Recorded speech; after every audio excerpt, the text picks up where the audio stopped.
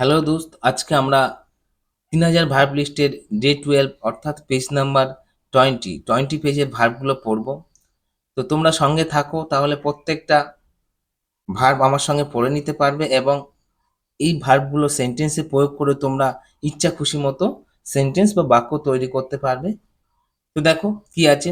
Exhibit প্রদর্শন করা বা উপস্থাপন করা বা প্রকাশ করা। এক্সিবিটেড, এক্সিবিটিং। তোমরা জানো এর নাউন ফর্ম এক্সিবিশন মানে প্রদর্শন বা প্রকাশ, ঠিক এরকম। এক্সিস্ট অস্তিত্ব, বজায় রাখা বা টিকে থাকা। এক্সিস্টিং। এবার দেখো এর নাউন ফর্ম এক্সিস্টেন্স আছে, তো তুমি যদি ভার্ব জানতে পারো তাহলে নাউনগুলো জানতে পারবে এবং নিজের ইচ্ছা খুশি মতো অর্থ তৈরি করতে পারবে। তো এক্সিস্ট টিকে থাকা বা অস্তিত্ব বজায় রাখা। এক্সিস্টিং। এক্সিলারেট মানে আনন্দিত করা বা উৎসাহিত করা বা উজ্জীবিত করা। এক্সিলারেটিং, ঠিক এইভাবে। এক্সপ্যান্ড বিস্তার করা বা প্রসারিত করা। এক্সপ্যান্ডিং। এক্সপেক্ট প্রত্যাশা করা, আশা করা, অনুমান করা। এক্সপেক্টিং। এই যে ভার্বগুলো, এই ভার্বগুলো তুমি এখানে টেন্সের গঠনে প্রয়োগ করতে পারো। এই ভার্বগুলো দিয়ে টেন্সে ফেলে বাক্য তৈরি করতে পারবে। বাক্যগুলোকে আবার টেন্স অনুযায়ী প্যাসিভ ভয়েসের গঠনে নিয়ে যেতে পারবে। তুমি ইচ্ছা খুশি মতো সেন্টেন্সগুলোকে ব্যবহার করতে পারবে যদি তুমি ভার্বটাকে জানো। পরের ভার্বটা দেখো। এক্সপেল বহিষ্কার করা বা তাড়িয়ে দেওয়া বা বার করে দেওয়া বা বিতাড়িত করা। এক্সপেলিং। এক্সপায়ার মৃত্যুবরণ করা বা মেয়াদ শেষ হয়ে যাওয়া বা শেষ হয়ে যাওয়া। এক্সপায়ারিং। এক্সপেরিমেন্ট পরীক্ষা নিরীক্ষা করা, চেষ্টা করা, গবেষণা করা। এক্সপেরিমেন্টিং। এক্সপ্লেন ব্যাখ্যা করা বা বুঝিয়ে দেওয়া বা বিশ্লেষণ করা। Explained explaining. তো দেখো আমি তোমাদের কাছে ইংলিশটা নিয়ে ব্যাখ্যা করব বা বিষয়টাকে ব্যাখ্যা করব।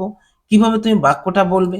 আই উইল এক্সপ্লেন বাক্যটা ফিউচার ইনডিফিনাইট টেন্সে ব্যাখ্যা করব, ববে বেনের মধ্যে আছে। এর জন্য এই বাক্যটাকে ইংলিশে করতে হলে আই শ্যাল এক্সপ্লেন অথবা আই উইল এক্সপ্লেন, ঠিক এইভাবে তোমাকে বাক্যটাকে ইংলিশে করতে হবে। এক্সপ্লোড বিস্ফোরিত হওয়া বা ফেটে যাওয়া। এক্সপ্লোরিং। এক্সপোজ উন্মোচন করা, প্রকাশ করা বা দেখানো। তোমরা এর আগে জানো শো মানে দেখানো, রিভিল মানে দেখানো বা প্রকাশ করা। এক্সপ্লোর মানেও তাই, কিন্তু এটা এক্সপ্লোড আছে। তো এক্সপোজিং। এক্সপোস্টুলেট আপত্তি করা বা তর্ক করা বা যুক্তি দেয়া। এক্সপোস্টুলেটিং। এক্সপ্রেস প্রকাশ করা বা ব্যক্ত করা বা জানানো। এক্সপ্রেসিং। পরেরটা দেখো এক্সপোপ্রিয়েট এক্সপোপ্রিয়েটিং। এর অর্থ হলো কি অধিগ্রহণ করা বা বাজেয়াপ্ত করা বা কেড়ে নেওয়া। এক্সপন্স মানে মুছে ফেলা, বিলুপ্ত করা বা বিলাপ করা, মিটিয়ে ফেলা, এরকমটা। এক্সপঞ্জ। এক্সটেন্ড প্রসারিত করা বা দীর্ঘায়িত করা বা সম্প্রসারিত করা। এক্সটেন্ডেড। দেখো আমি স্ক্রিনটাকে অনেকক্ষণই স্টপ করে রেখে দিচ্ছি, যাতে করে তোমরা এই সমস্ত ভার্বগুলো লিখে লিখে একটা 3000টা ভার্বের লিস্ট বানিয়ে নিতে পারো। প্রতিদিন তোমরা প্রত্যেকটা পেজের ভার্বগুলো লিখে তোমরা এই লিস্টটা তৈরি করে নিতে পারো। পরেরটা দেখো। এক্সটারমিনেট মানে ধ্বংস করা বা নিঃশেষ করা বা বিনাশ করে দেয়া। এক্সটারমিনেটিং। এক্সটিংগুইশ পরের ভার্বটা দেখো। এক্সটিংগুইশ নিভিয়ে দেয়া বা দমন করা বা শেষ করে দেয়া। এটা ফ্রেজাল ভার্বে প্রায় দিন আসে, প্রায় বছর পরীক্ষাতে আসে এবং বাক্য বা সেন্টেন্সগুলো পড়তে গেলে, টেক্সট বুক পড়তে গেলে তোমরা প্রায় সময় এটাকে পেয়ে থাকবে। তাহলে কি এক্সটিংগুইশ নেভানো বা দমন করা বা শেষ করে দেয়া। এক্সটিংগুইশিং। এক্সটোল প্রশংসা করা বা গুণগান করা বা কীর্তন করা। এক্সটোলিং।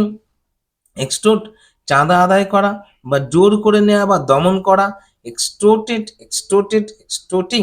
ঠিক এইভাবে তোমরা ভার্বগুলোকে পড়বে। ভার্ব পড়া থাকলেই তুমি ইচ্ছা খুশি মতো বাক্য বলতে পারবে। শুনে শুনে বলা যায় ঠিকই, কিন্তু কিছু না জানা থাকলে সবকিছু শুনে তুমি পুরো অন্ধকারে থেকে কিছুই বলতে পারবে না। তোমাকে কিছুটা জানতে হবে, তারপর তুমি স্পোকেন ইংলিশে যেতে পারবে। স্পোকেন ইংলিশ বলো আর যেই ইংলিশ যাই বলো কিনা, তুমি মিলিয়ে দেখবে আমি এই যে টেন্সের গঠনটা এখানে লিখেছি, এখানে একটা গঠন তৈরি করেছি, যাই যাই লিখুক না কেন বা বলুক না কেন, তাকে এই যে টেন্সের গঠন, এই যে 19টা টেন্সের গঠন যেটা আছে, এই 19টা টেন্সের গঠনের মধ্যে ফেলে বা রেখে তাকে লিখতে হবে বা বলতে হবে। আমরা যখন শুনি তখন আমরা মেলানোর চেষ্টা করে নে, যদি যদি তুমি কোনোদিন মেলানোর চেষ্টা করো তো দেখবে এই সিস্টেমে লেখা আছে, কোনো না কোনো রকম ভাবে এই সিস্টেমে লেখা আছে। হ্যাঁ, যদি ইন্টারোগেটিভ সেন্টেন্স হয় বা নেগেটিভ সেন্টেন্স হয় বা নেগেটিভ ইন্টারোগেটিভ হয়, তাহলে এই টেন্সটাকে তো ফলো করবে, টেন্সের গঠনগুলোকে তো ফলো করবেই।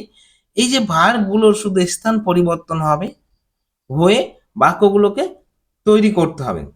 তুমি এইভাবেই ইংলিশটাকে অতি সহজে শিখতে পারবে।